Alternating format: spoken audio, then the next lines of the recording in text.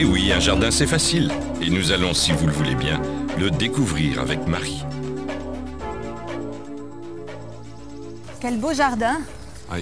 Ça doit être bien compliqué à faire, non? Ah non, non, un jardin c'est très facile. Encore faut-il respecter certaines règles. Des règles? Oh, mais rassurez-vous, c'est très simple, c'est des questions de bon sens. Hein. Il faut déjà prévoir où on va faire les plantations. Tenez, regardez. Je vais vous montrer comment créer un potager.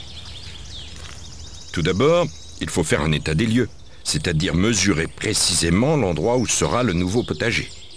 Cela permettra de réaliser, après réflexion, un plan assez détaillé en plaçant les différentes allées qui desserviront les parcelles de ce potager, avec l'emplacement de la serre et des châssis, enfin si vous avez la place. Bien sûr, tout cela sera étudié en fonction du soleil. Un potager bien conçu ne comporte pas d'arbres. Ceci nuirait à la production des légumes par leur ombre et par leurs racines. Le plan est terminé. Maintenant, il faut passer à l'action.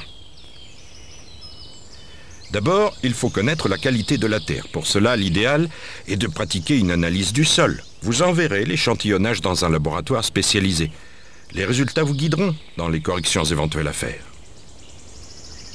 Avant de commencer tout geste de travail du sol, il vaut mieux se débarrasser des mauvaises herbes en pulvérisant un produit biodégradable du style glyphosate ou Roundup. On peut alors planter 15 jours plus tard. D'abord, on commence à travailler la terre afin de briser le tapis végétal qui s'est installé là et de l'enfouir plus facilement au moment du labour. Cette opération consiste à retourner la terre à l'aide d'un motoculteur ou d'une bêche selon votre surface, ce qui a pour but d'éviter le tassement du sol qui rendrait difficile la pénétration des racines. Il est nécessaire de labourer à 20 cm de profondeur, mais pas plus.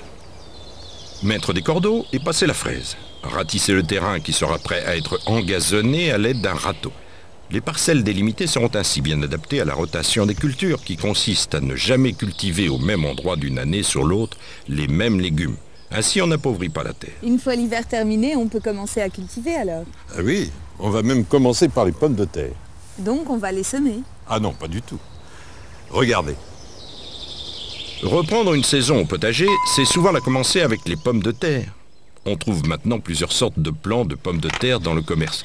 Choisissez bien sûr des plants indemnes de virus, donc certifiés. Vous pouvez les trouver soit en vrac non germés ou en clayettes germées prêts à planter. Attention, ne jamais mettre en terre des pommes de terre non germées. Pour cela, il faut attendre que le germe sorte en les entreposant à la lumière. Au moins 1 mois. Vous préparez le sol à un endroit bien exposé. Veillez à la rotation des cultures en ne mettant pas au même endroit d'une année sur l'autre la pomme de terre, car elle est très exigeante en éléments fertilisants. Ratissez légèrement et recouvrez le sol d'un plastique noir que vous maintiendrez solidement sur les bords. Et puis ensuite, avec un cutter ou un ciseau, tous les 35 à 40 cm en ligne, incisez puis creusez un léger trou de 15 cm pour mettre le tubercule. Le germe vers le haut. Recouvrir et tasser légèrement. L'opération est presque terminée. N'oubliez pas d'arroser. Apportez de l'engrais pour leur croissance.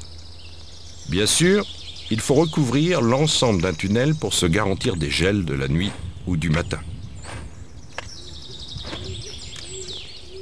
Ces pommes de terre atteignent maintenant une quinzaine de centimètres. Il faut les buter. Cela activera le développement des tiges souterraines et protégera aussi les tubercules de la lumière, car une pomme de terre qui prend le soleil verdit et devient inconsommable, voire toxique. Pour buter, ramenez la terre au centre des pieds en faisant attention de ne pas endommager les plants dans les sillons, qui sont porteurs de nouvelles pommes de terre. Il est temps de protéger ces plants du mildiou, qui est une maladie qui se développe par temps chaud et humide, comme après un orage. Pour cela, utilisez préventivement la bouillie bordelaise, qui est une préparation en base de cuivre, 100% naturelle, qu'il faut pulvériser sur tout le feuillage tous les 15 jours, et de préférence le matin à la rosée.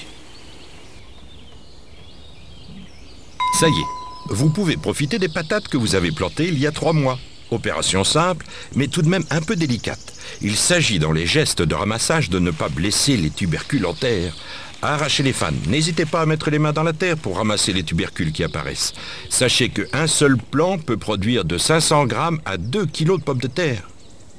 C'est vrai que c'est facile, mais il suffit de le savoir. Mais pour les autres légumes, les tomates par exemple, ça doit être plus compliqué, non? Ah, détrompez-vous, c'est tout aussi facile. Alors vous avez 2 solutions. Soit vous les semez à l'abri au mois de mars, soit vous achetez de jeunes plants, et ça c'est plus facile, de jeunes plants que vous plantez au mois d'avril. Vous les trouvez très facilement au centre Leclerc d'ailleurs. Vous avez une serre ou bien un abri chauffé. Vous pouvez alors commencer vos semis de tomates. Plusieurs techniques sont possibles, soit en caissette avec un repiquage futur, soit comme ici en godet. Cela évitera le repiquage. Vous utiliserez des godets en tourbe qui iront directement en terre. Remplissez-les d'un terreau de semis que vous tasserez légèrement. Les graines de tomates sont très fines. Afin de bien les contrôler au semis, utilisez un mini semoir. Vous mettrez ainsi 4 à 5 graines par godet.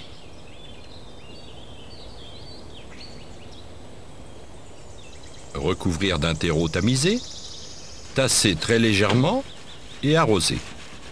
Bien sûr, entreposez vos godets à un endroit où la température reste constante aux environs de 15 degrés. Vous voyez, ces plants de tomates ont bien poussé. Il faut donc supprimer les plants qui sont moins vigoureux en laissant un seul par godet. Pour l'instant, ne les sortez pas. Laissez-les toujours en serre ou chez vous, au chaud et à la lumière. Afin de repiquer ces jeunes plants, la terre a préalablement été préparée en y ajoutant un compost riche en matière organique et éléments fertilisants, émiettés en surface. Les tomates ont besoin de tuteurs. Enfoncez ces supports tous les 65 cm en suivant la ligne de corde et 80 cm entre les rangs. Près du tuteur, faire un trou d'une dizaine de centimètres avant de mettre en terre les plants. Vous supprimez les 2 cotylédons de la base ainsi que la première et deuxième feuille pour permettre une plantation plus profonde du pied de la tomate. Et ainsi, activez le développement des racines adventives afin de donner à la plante une meilleure productivité. N'oubliez pas d'attacher le pied avec un collier ou avec du raffia.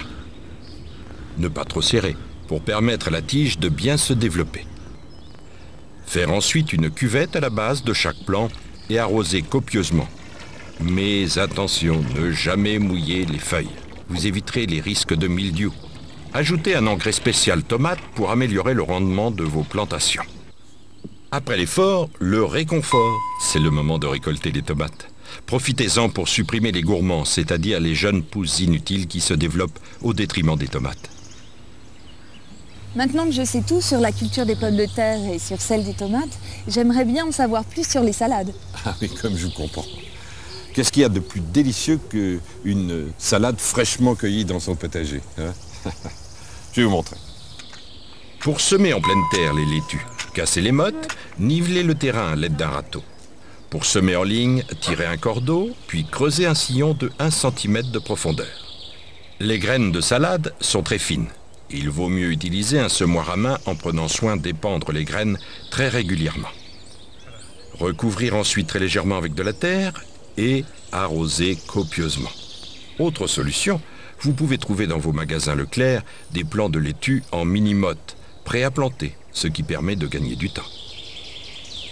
Après avoir tiré selon l'habitude un cordeau, on peut commencer à les mettre en pleine terre, en ligne, environ tous les 30 cm. Veillez à bien tasser avec la terre du jardin pour favoriser le contact avec les racines. Arrosez et bien sûr, protégez-les. Plusieurs solutions s'offrent à vous. Les cloches, les tunnels, ou bien comme ici la pose d'un voile de protection qui est un régulateur thermique. Attention aux attaques de mollusques. Pour cela, utilisez des granules anti-limaces. Ces laitues ont été repiquées il y a 6 semaines et vous voyez, elles sont magnifiques. On peut déjà en récolter. Vous pouvez profiter de celles-ci pendant au moins 3 semaines. Pour ne pas trop salir les feuilles de terre, coupez-les au couteau. Un petit conseil, ramassez-les juste avant de les consommer. C'est magnifique. Maintenant que nous avons fait un petit tour des légumes, que pensez-vous si on s'intéressait aux fruits du verger? Ah, mais avec plaisir. Je vous conduis. Je vous conduis au verger. Ici, c'est un prunier à racines nues. Pour choisir l'endroit de la plantation, tenir compte du développement futur de l'arbre. Créer un trou un peu plus large que l'ensemble des racines d'environ 50 cm de profondeur. Faire un tas de terre de surface que vous séparez de la terre de fond plus pauvre.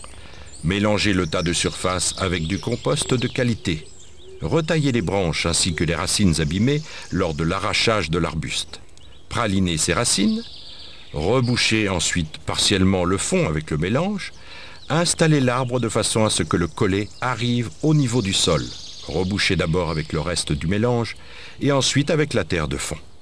Tassez bien, formez une cuvette puis arrosez, même s'il pleut, afin d'éliminer les poches d'air néfastes aux racines. Vous pouvez procéder de même en plantant des fruitiers comme ici des demi-tiges, qui sont des arbres qui ont 3 ans d'âge, que l'on achète les racines en motte et qui demandent peu de gestes pour leur mise en forme. Et pour tous les fruitiers, on procède de la même manière? Ah oui, c'est valable pour tous les arbres, fruitiers ou pas. Cela dit, pour le poirier sion par exemple, il y a des petits gestes complémentaires. Ici, c'est un sion greffé d'1 an. Raccourcissez les racines les plus longues en conservant le maximum de chevelure.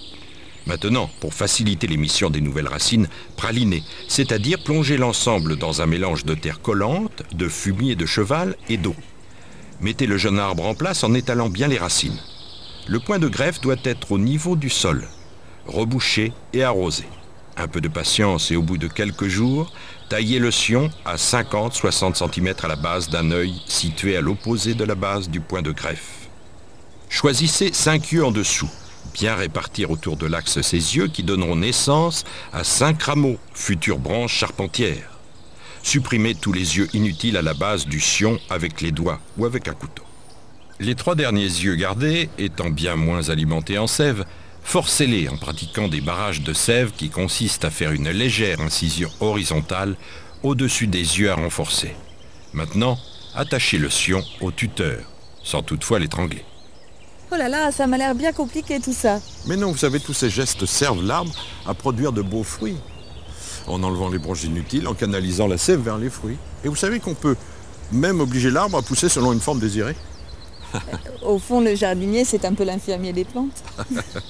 On peut dire même un médecin des plantes, en prescrivant ces traitements. Avant l'arrivée des gels, et quand les arbres n'ont pas été bien entretenus, ils ont le tronc et les branches recouverts de lichen et de mousse. Il faut absolument s'en débarrasser et les traiter, car ceux-ci sont susceptibles d'abriter des insectes qui pourraient y hiverner, en particulier les pucerons et les cochenilles pour les arbres à pépins, les mouches et les pucerons pour les arbres à noyaux.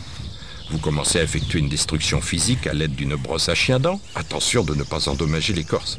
Ensuite, appliquez un produit de traitement total anti-puceron qui seul assurera une destruction en profondeur des parasites.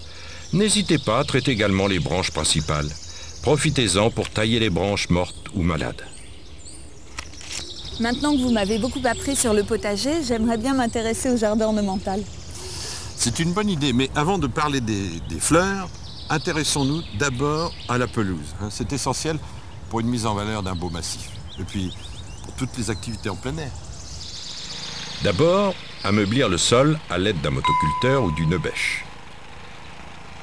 Fertiliser la terre en épandant un compost type fumier sur toute la surface. Passez la griffe afin de niveler le sol et de le nettoyer en enlevant les pierres et les mauvaises herbes arrachées.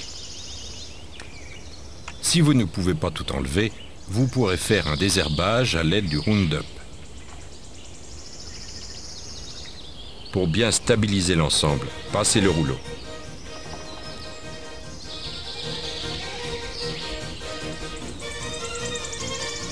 Maintenant, effectuez un ratissage léger afin d'émietter superficiellement le sol pour une bonne levée des graines. Il faut maintenant semer à la volée de manière homogène.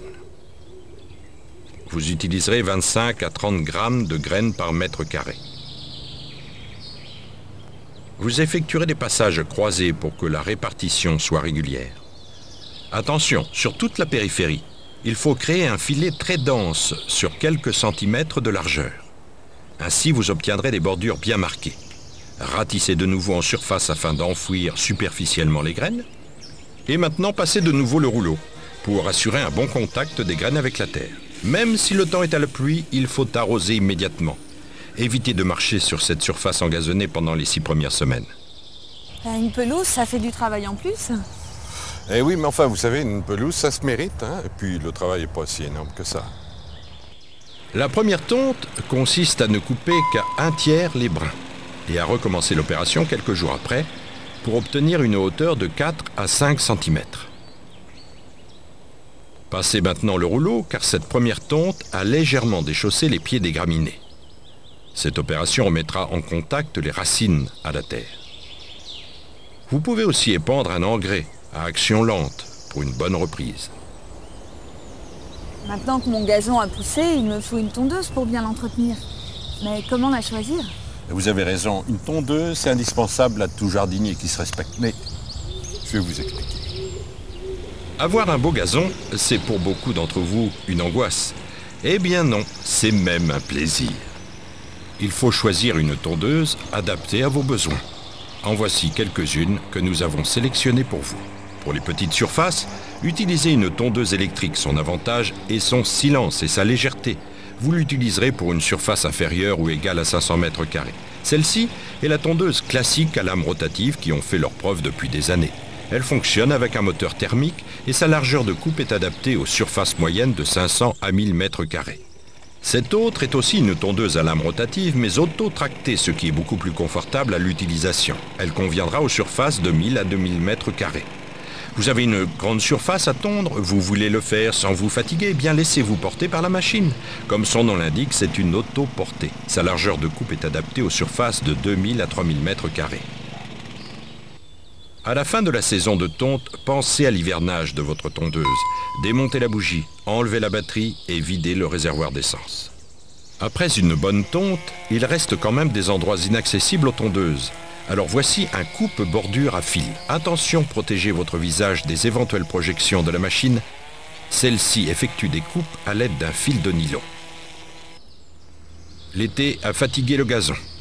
Avant l'hiver, vous pouvez lui redonner une nouvelle jeunesse. Rendez-lui de la vigueur en épandant un engrais contenant du phosphore et de la potasse. Pour tonifier votre pelouse, il est nécessaire de la libérer de la mousse qui a poussé tout l'hiver, de la faire respirer et d'enlever les anciennes pousses qui se sont desséchées. Pour cela, passez un scarificateur ou bien épandez un engrais anti-mousse et un désherbant. Et ensuite, vous épandrez un compost régénérant, riche en matières organiques et en éléments fertilisants. Là, ce sont les taupes qui l'ont abîmé. Tout simplement, avec un râteau, étalez la terre du monticule. Semez un gazon de regarnissage, surfacez avec du terreau et ratissez, puis bien sûr arrosez.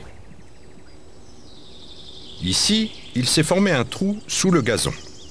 Rien de plus simple que de le remettre à niveau. Pour cela, à la bêche, entaillez verticalement le gazon dans l'axe du trou, en formant un H. Repliez ce gazon comme une moquette de chaque côté de l'ordière. Vous remplissez le trou avec un mélange de sable et de terreau. Rabattez le gazon, puis tassez avec les pieds. Le trou a disparu. Le gazon a besoin d'être arrosé régulièrement. Le plus pratique est d'utiliser un programmateur qui déclenchera l'arrosage en temps voulu. Maintenant qu'on a de belles pelouses, on va s'occuper de nos massifs. Ah oui, mais qu'est-ce qu'on va mettre dans ces massifs? Des fleurs, bien sûr. Vous n'avez pas dit la fleur que vous préférez? J'aime bien toutes les fleurs, mais j'ai peut-être une préférence pour les roses. C'est la pleine époque pour planter les rosiers. Je vais vous montrer comment planter des rosiers paysagers. Cette gamme de rosiers se caractérise par une grande diversité de formes et de hauteurs. Elle va de l'arbuste au port érigé jusqu'au rosier couvre-sol. De plus, ces rosiers sont faciles à vivre et ne demandent qu'un entretien simplifié. Ils décoreront votre jardin pendant des années. Ils fleuriront pendant toute la belle saison jusqu'au gelé. Ici, c'est un rosier qui est vendu en motte. Creusez un trou de 40 cm de profondeur. À la mise en place, veillez à ce que le porte-greffe soit au niveau du sol. Tassez bien la terre en faisant une petite cuvette. Arrosez même s'il pleut. Pour que les rosiers grimpants se développent bien, il faut qu'ils soient maintenus. La pergola peut être une bonne solution, elle les mettra en valeur. Il ne reste plus qu'à planter les rosiers grimpants au pied de chaque poteau. Après avoir fait un trou de 40 cm de profondeur, installez le rosier en veillant à ce que le point de greffe soit au niveau du sol. Tassez la terre, ajoutez de l'engrais spécial rosier et arrosez. Il ne reste plus qu'à attendre qu'il fleurisse. Vous avez un rosier qui vous plaît? Eh bien, rien de plus facile que de le reproduire par bouturage. Choisissez un rameau de l'année de 30 cm de long. Retaillez-le juste sous une feuille. Vous avez intérêt à utiliser des gants pour éviter de vous piquer. Ôtez les feuilles de la tige en les détachant tout simplement. Supprimez la moitié du limbe des feuilles restantes afin de limiter la transpiration. Enfoncez la bouture dans un pot contenant pour moitié du terreau et du sable. Arrosez, puis couvrir d'une bouteille d'eau en plastique découpée au préalable. Mettez l'ensemble à mi-ombre. Dans quelques semaines, la bouture aura émis des racines. Vous enlèverez alors la mini-serre improvisée. D'accord pour la plantation, mais avec les rosiers, c'est l'entretien qui me fait peur. Ah, effectivement, la taille est primordiale et requiert un peu de technique. L'été est la meilleure époque pour tailler vos rosiers remontants, qu'ils soient buissonnants ou grimpants. D'abord, coupez les tiges frêles qui détournent inutilement une partie de la sève et ne donneront pas de fleurs. Surveillez la présence de gourmands qu'il faut supprimer. Ils prennent naissance sous le point de greffe et se développent au détriment de la variété greffée. Sélectionnez bien les branches les plus solides qui se dirigent vers l'extérieur. Enlevez celles qui se croisent. Favorisez l'aération du centre de la touffe. Et n'oubliez pas que la taille des rosiers se fait entre le 2e et 4e bourgeon, en choisissant un œil tourné vers l'extérieur. Pour sectionner la tige, maintenez le sécateur incliné. La coupe sera ainsi vers l'extérieur, afin que les gouttes de pluie coulent et ne stagnent pas. Ce massif de rosiers est en début de végétation et pour éviter du travail inutile de désherbage, on recouvre l'ensemble d'écorce de pin sur environ 5 cm d'épaisseur. Ce paillage, qui a une durée de vie de 3 à 5 ans, aura aussi pour effet de garder plus longtemps l'humidité de la terre et de le protéger du gel en hiver. Les quelques mauvaises herbes qui pourront éventuellement pousser seront faciles à enlever. N'oubliez pas de les traiter contre les pucerons. Continuons dans les fleurs. Il y a des oignons. Les oignons, ça fait des fleurs? Quand je dis des oignons, ce sont des bulbes, comme les dahlias, les glaïeuls. Bien préparer la terre par un bêchage d'une quinzaine de centimètres de profondeur, pas plus. Ajoutez-y du compost, bien émietté en le mélangeant à la terre. Positionnez les oignons là où vous voulez qu'ils poussent, en vous arrangeant pour faire des taches de couleur harmonieuses, lorsque tout sera en fleurs. Pour les gros bulbes, utilisez un plantoir à bulbes. D'un maniement facile, vous mettrez le bulbe à une profondeur égale à 2 fois son diamètre. Pour les petits bulbes, faites cela à la main. Positionnez les bulbes au fond du trou, germe vers le haut, bien à plat afin d'éviter le pourrissement. Vous n'avez plus qu'à attendre quelques semaines pour les voir fleurir jusqu'à la fin de l'été. La façon la plus traditionnelle d'avoir des fleurs, c'est de les semer, en respectant quelques règles, en particulier la patience. Pour avoir rapidement des fleurs dans les massifs, on sème des annuelles, plantes à croissance rapide. Il en existe plusieurs dizaines d'espèces et vous pouvez avoir des fleurs 3 mois après le semis.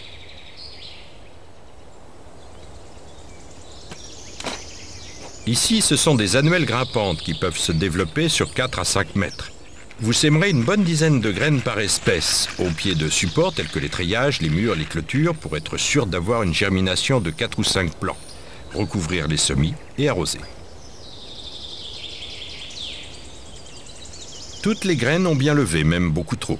Eh bien, pour éviter la concurrence et pour permettre à chaque plant de bien se développer sur la pergola et de bien grimper, il faut les éclaircir.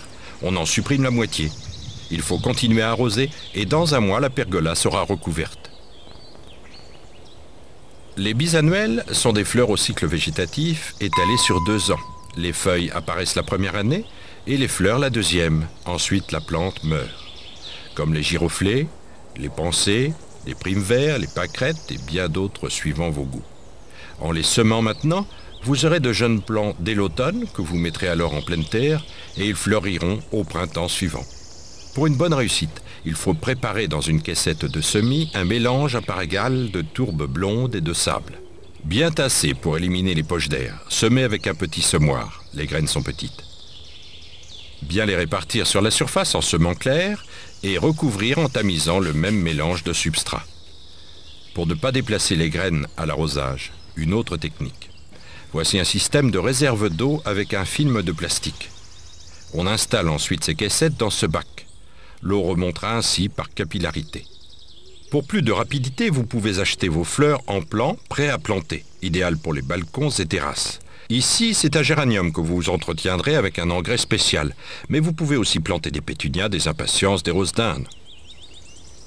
Il ne faut pas oublier les vivaces. Les vivaces? Mais c'est quoi? Les vivaces, ce sont des plantes qui restent à demeure, qui poussent vite et qui fleurissent chaque année. Pour avoir de belles plates-bandes de vivaces, il est nécessaire de leur laisser un peu plus de place, car elles se développent d'année en année. Vous les sèmerez comme les annuelles. Toutes les plantes vivaces de cette plate-bande ont fini de fleurir. Il faut les rabattre, c'est-à-dire supprimer avec un sécateur le maximum de fleurs fanées et tiges mortes, pour une meilleure floraison l'année suivante. Et pour avoir une belle azalée ou un grand hortensia, je fais comment? Je vais vous expliquer. Certaines plantes, comme les rhododendrons, les azalées, les camélias, ne peuvent pousser que dans la terre de bruyère, qui est en fait un substrat acide. Vous aimez ces plantes, mais votre sol est calcaire. Vous pouvez les cultiver à condition de créer une fosse de terre de bruyère. Il faut creuser un trou de 50 à 60 cm de profondeur. Cela suffit car les plantes de terre de bruyère poussent toutes en surface. Et suivant l'importance de votre plantation, faire une tranchée de 1 mètre de large sur plusieurs mètres de long. Mettre au fond une simple couche de gravier. Cela assurera le drainage. Par contre, tapissez tout le tour de la fosse d'un film de plastique afin d'éviter les infiltrations calcaires sur les côtés. Remplir avec de la terre, dite de bruyère que l'on trouve dans tous les magasins Leclerc. Ce substrat est très léger, faire donc un petit monticule de 30 cm qui se tassera avec le temps. Vous pouvez créer un massif de bruyère et avoir une floraison tout l'hiver. Ces plants sont vendus en godets. Avant la plantation, plongez l'ensemble dans un seau d'eau pour bien humidifier la motte. Creusez un trou d'environ 30 cm de profondeur et installez le plant après avoir enlevé le conteneur. Vous compléterez avec de la terre dite de bruyère ou de la tourbe. Faire des taches de couleur en groupant plusieurs bruyères de la même variété. Mettez-les tous les 40 cm en groupant 6 à 8 plants. Bien faire une cuvette au pied et n'oubliez pas d'arroser copieusement. Vous profiterez de ce massif pendant des années et des années à condition de les tailler à la fin du printemps. Maintenant que j'ai un beau jardin, il me faut une haie pour me protéger ou du vent ou des regards indiscrets. Je vais vous montrer. D'abord, il faut respecter les règles de voisinage. C'est-à-dire, pour une haie dépassant 2 mètres de hauteur, il faudra planter à 2 mètres de la limite du terrain. Tout d'abord, creusez une tranchée d'une 40aine de centimètres de profondeur, puis faire un apport de compost ou de fumier bien décomposé que vous mélangerez à la terre. Mettre un cordeau pour garder un bon alignement à la plantation. Ces plants de cyprès leylandii sont en conteneur. Avant de les mettre en terre, plongez-les dans un seau d'eau, ceci permettra de bien imprégner la motte. Ensuite, installez les arbustes dans la tranchée de façon à ce que la motte soit au niveau du sol, tous les 70 à 80 cm. Puis comblez, tassez et arrosez. Une fois la haie arrivée à l'âge adulte, il faudra la tailler. Pour cela, vous utiliserez un taille-haie, soit thermique, soit comme ici, électrique. Prenez soin de tirer un cordeau pour obtenir une haie bien rectiligne. Et voilà, avec ce que vous venez d'apprendre, vous allez découvrir en plus que vous avez la main verte. Mais oui, un jardin c'est facile à faire et tellement agréable à vivre. Votre centre Leclerc vous souhaite une excellente saison au jardin.